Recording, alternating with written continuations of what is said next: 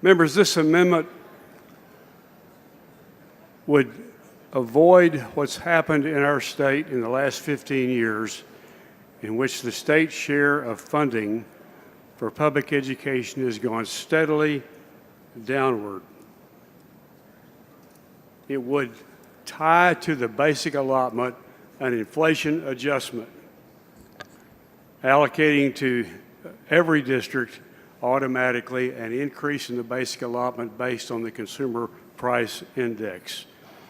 A study done by the Austin American Statesman found that the buying power of the money allocated from the state when adjusted for inflation is $700 lower per student today than it was 15 years ago.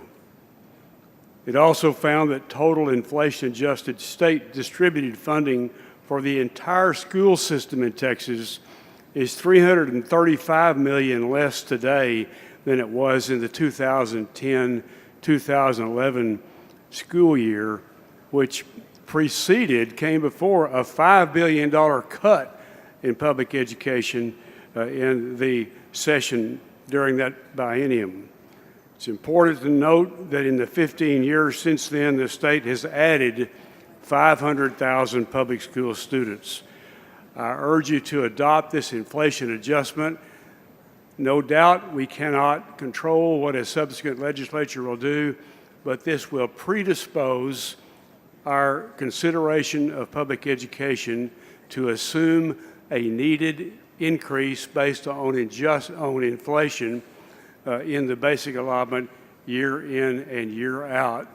It will require the comptroller to recognize it in his revenue and expenditure estimates, and it will cause the legislature to begin with the assumption that the basic allotment has increased by inflation. I urge an aye vote. Thank you.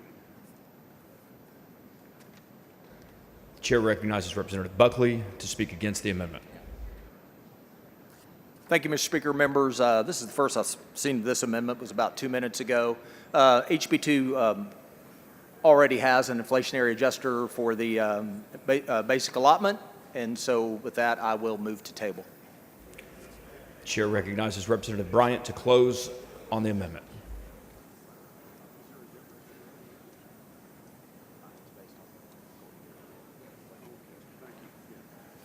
The increase that Mr.